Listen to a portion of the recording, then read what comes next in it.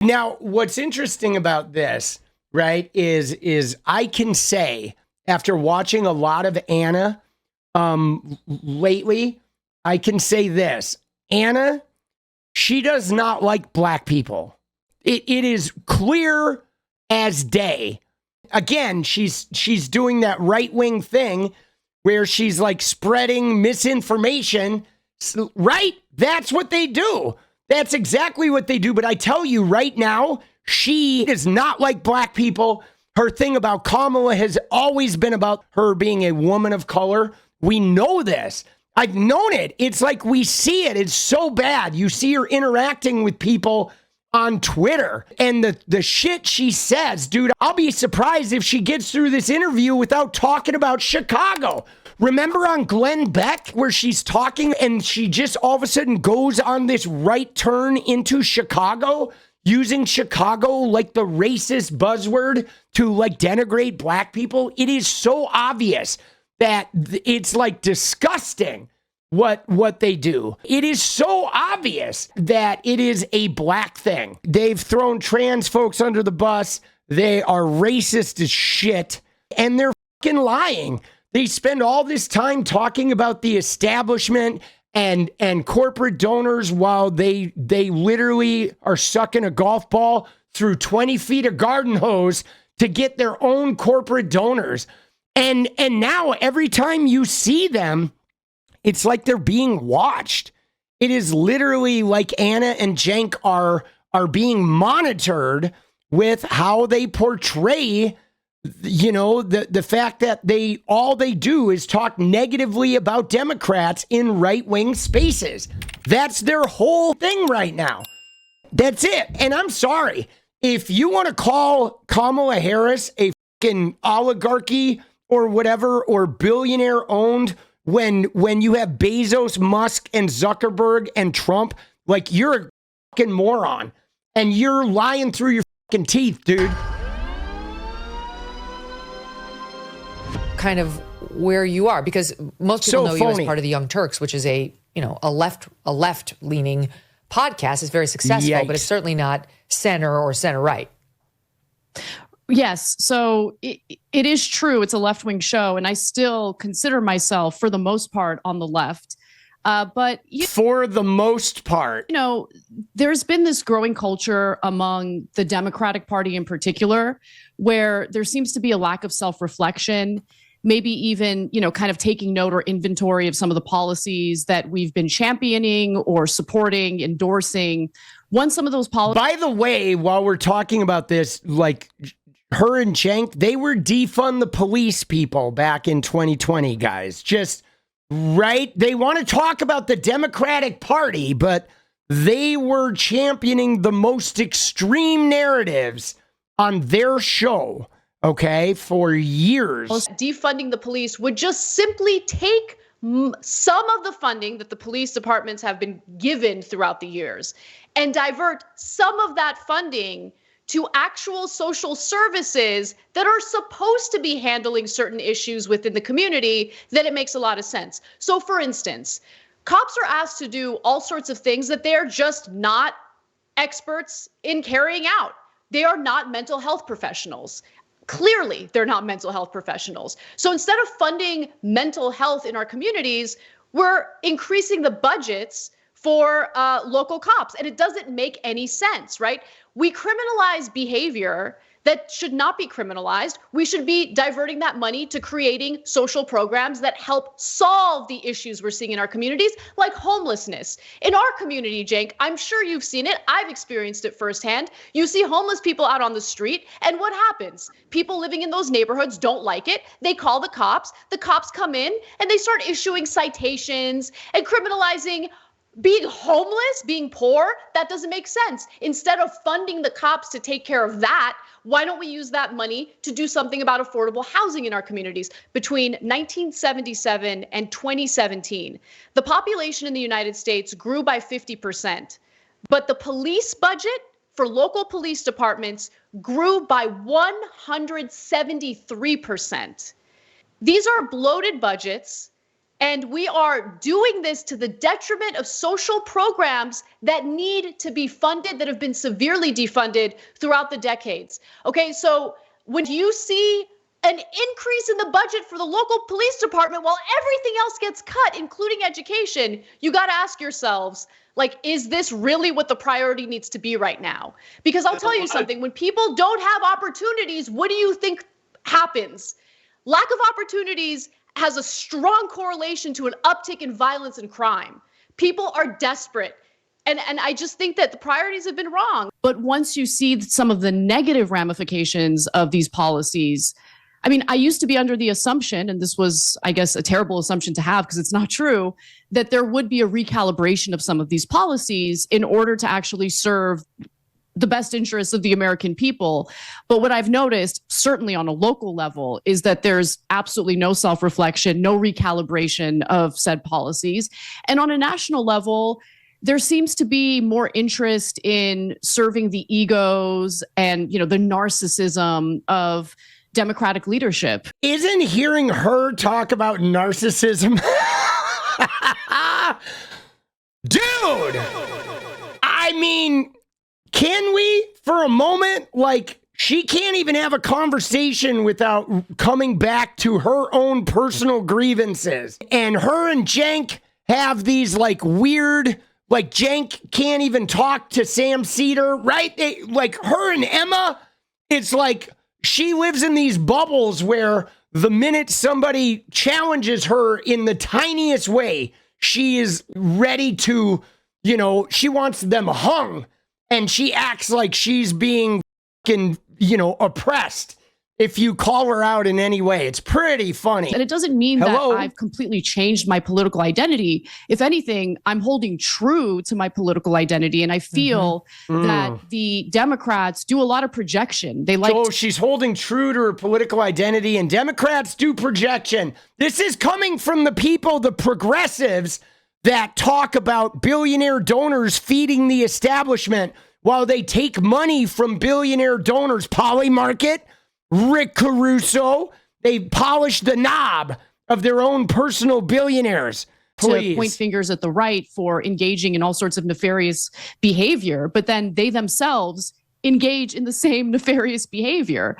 Coming to you live from Polymarket Studios, the home of progressive thought. Zuckerberg was on with Rogan a week ago talking about the bullies in the White House who tried to make them censor people's discussions, in particular during COVID, around... See, again, though, Zuckerberg is going on Rogan advancing a right-wing talking point. Oh, they bullied us. They made us censor shit, yada, yada, yada. Vaccine side effects, which are real. It's a real issue. Not everybody on earth suffered them, but a significant enough portion, especially teenage boys, that it was absolutely criminal not to let this discussion flow freely and doctors speak freely about it. And here's Zuckerberg talking about the Biden administration. There were not nearly the side effects from the vaccine that there were of the millions of people who fucking died of COVID. She's full of shit. Every vaccine or every medical treatment has side effects on really small groups. But in the middle of a nationwide pandemic, there's no reason to let people talk people into not taking the fucking vaccine, man. Please. They pushed us super hard to take down. Now, again, there's no reason on earth to believe this motherfucker. Okay, before we listen to this motherfucker talk shit, let's run through Mark Zuckerberg, okay? He starts a company called Facebook that he stole from the Winklevoss twins. Fucks them over, takes their idea, and makes it. He proceeded to fuck over his best friend who financed his company the whole time. And he cheated him out of the fortune that he deserved and his status in the company. Just fucked his friend over. He's had data scams, Cambridge Analytica. He has had fucking internal issues, disturbing the type of behavior going on in his company, lack of transparency, flip-flopping on issues based on whatever is the thing at the time. And now he's coming forward and saying, no, guys, now I'm going to be honest with you. And it's like, there's not an honest bone in this motherfucker's body. This guy has done nothing but like lie, cheat, and steal and connive. Facebook has been a rage bait site for a dozen years. They have, throttled certain types of content deceitfully until they get caught. They have taken money from advertisers, and their platform has been filled with bots. Advertisers buy advertising, and they just feed it to accounts that like aren't even real people. Like their whole fucking company is just a scumbag, scoundrelly, they rebranded to Meta because of how bad they were as fucking Facebook. They had to rebrand. But now he's going to be like, well, now I'm sitting here telling you the truth. And then the truth he's telling is just going to be this thing of parroting exactly that right-wing thing. And like, oh yeah, we're going to bring slurs back. We're going to what you call trans people mentally ill. This guy, bro. And yeah, the AI pages. Remember that shit? Dude, right here. Live, proud black mama of two and truth teller, your realest source for life's ups and downs. But this is not even a real person. Like, what the is going on that they're doing this shit? Hey, let's get real with this totally made up AI fucking chatbot. Like, bro, and then we expect that they're trustworthy? Like, are you shitting me? There's no way. Things that were true, right? I mean, they basically pushed us and said, anything that says that vaccines might have side effects, you basically need to take down. Dude, yeah, he's lying through his fucking teeth, bro. That's crazy. Before we get to the healing phase. Yeah. Well, look, I find what he said there entirely dubious because he had pushed for the type of culture that we're currently dealing with right now, because everything that was incentivized on his platform was the extreme ends of the political spectrum. So he says, people are really looking for the truth. Well, the people that were really promoted on your platform for a long time were individuals who were on the extreme left or the extreme right, especially when it comes to some of the cultural issues. Anyone who wanted to be reasonable, who wanted to be fair, who wanted to, go for evidence-based commentary was not really incentivized on that platform for a long, long time. And so I think that's part of the reason why you now have two political parties that have a difficult time speaking to each other. And I'm not talking about those in power. I'm talking about the actual voters. And what I'm trying to... No, Anna, here's the deal. And you need to wake the fuck up, because the moves you're making now are going to follow you for the rest of your goddamn life. Okay? The voters, first off, the separation started with your this bitch, Donald Trump, and the looting of the system and bringing scumbaggery and misogyny, grabbing pussy, and all this other shit, outright criminal behavior, thumbing his nose at the country and creating this sort of divisive, like sewage plant of a political realm where he breaks every single norm and nobody holds him responsible, because they lust after the power and the money. Okay, that's the start. But in the end, the reason why the parties are divided and won't talk to each other now is not because left-wing people defended trans people, and it's not because pride flags were put up in classrooms so the gay kids wouldn't get their asses beat. It is because you motherfuckers voted for concentration camps and to actively harm and eradicate people that you want to lump into the idea of being an ideology. And so, fuck you. We all know that there's an immigration problem to solve.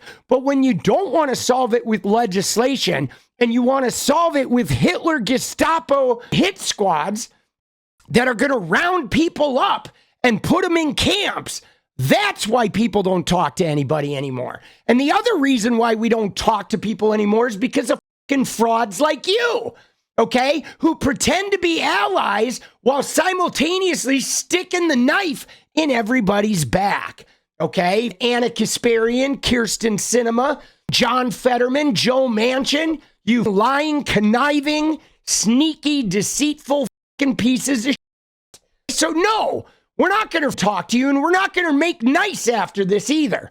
It's like you're going to go down with the concentration camp ship, or you're going to denounce that shit. But if you keep it up, then you. Seriously. To do right?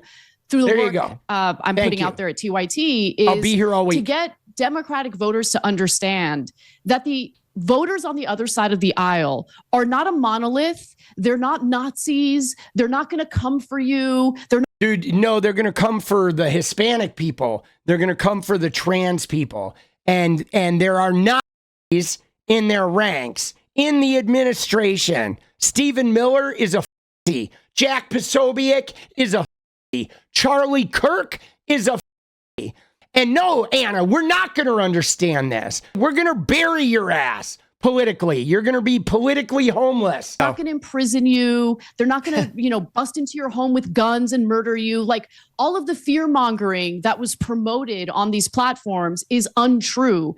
And the only way that we're going to save this country is if we open up lines of dialogue and speak to each other again. And no, Anna, we will not speak to people who seek to eradicate transgender people. And we will not speak to people who vote for concentration camps. Sorry. Just imagine. Think we're in Germany, 1945. The party that says we're doing concentration camps. No, we're not doing concentration camps. End of story. And we're not talking to you motherfuckers that are okay with that shit. We know you're okay with it, Anna. We know you don't mind them rounding up the trans people or the homeless people or the Hispanic people. We know this. We know you're cool because they're not going to round up the rich white Armenian people that are, getting paid by Polymarket and Rick Caruso. Those people are never going to get rounded up. And actually see each other as human beings who might have political disagreements, who might want to engage in hot debate. And again, right there, if you are lying about transgender people and lying about Haitian immigrants and talking about concentration camps, you don't see people as human beings. And that's the problem. You say we should see the right wing as human beings, but no, they chose to not see people as human beings. I would say that one of Trump's flaws is the fact that he says things that are extreme and irresponsible, and he hurts himself that way. Because I think that he does have some good instincts, and those good instincts get totally drowned out by some of the more irresponsible rhetoric he engages in. And of course, the Democratic Party is going to capitalize on that. They're going to exploit that. Wow. She is like saying that Trump says some extreme shit and then the Democratic Party exploits it. But she basically just gave Trump a pass off of like all of his extreme nature, his extreme grifting, his breaking the emoluments clause, his stealing of classified information, starting a fucking riot, denying an election result for years, the sexual abuse, the criminal cases. It's like all of that. She's just washing it away and saying, oh, he's got these good things. But occasionally he says something extreme. And yes, of course, the Democrats are going to try to use the fake extreme shit he says against him. Like, dude. And so I think wow. 𝗚cie Wiles has actually been a really good influence on Donald Trump. I think that she has managed to kind of keep him on the straight and narrow. And as a result of that, there's been a lot more focus on what he wants to do policy-wise as opposed to his rhetoric. So hopefully that continues. And I don't agree with everything he does, obviously. I don't agree with all of his policies, but at least we're having a conversation about policy. He's changed all the conversations we're having in this country versus where we were 10 years ago.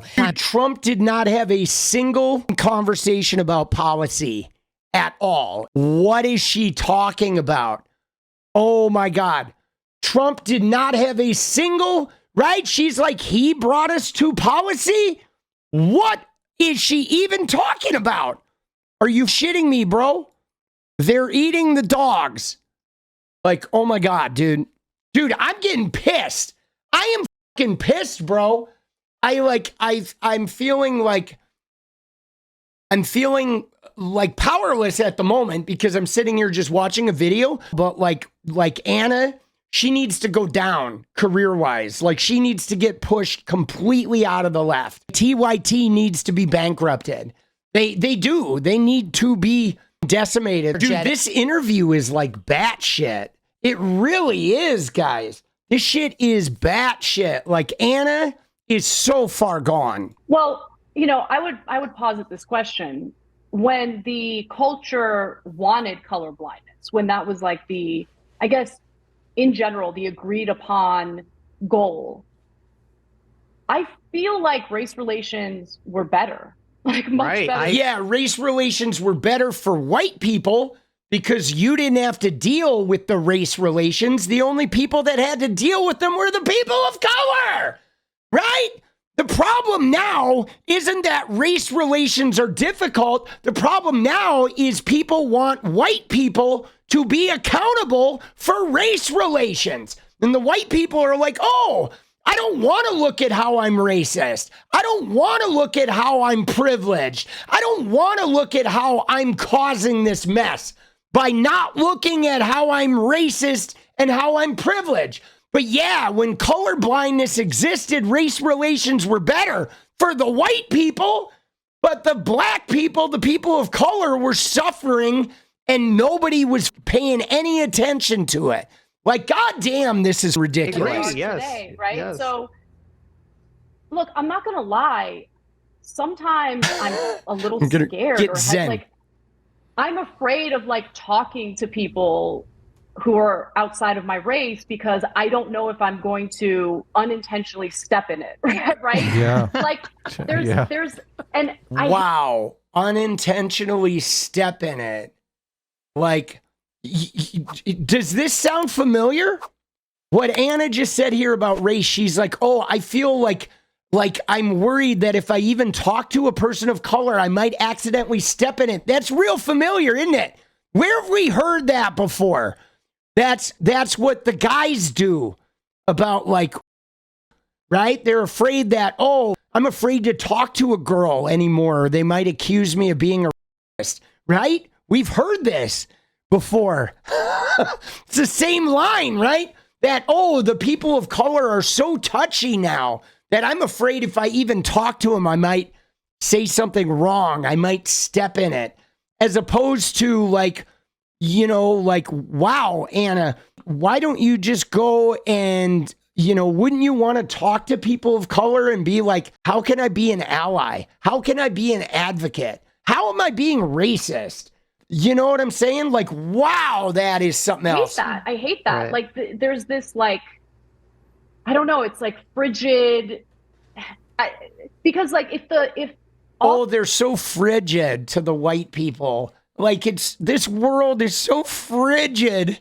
Oh, these, you know, when we're watching black people get murdered by police, and then like the black people are so frigid now. Like, oh, dude, what the fuck, bro? Dude, she is so racist. She is so whacked out, bro. To talk about optics briefly, I think that the way Adam Schiff behaved in that Senate confirmation hearing was the absolute worst because he wasn't really interested in hearing her answers at all and seemed to be interrupting her before she could answer. It came across as bullying, and I don't think it's a good look at all. So Democrats are really... Dude, hey guys. Dude, Anna here on the Megyn Kelly show talking about how Trump has good instincts. She doesn't like bullying. All right, Anna. All right, that is fresh. Okay, good. Noted.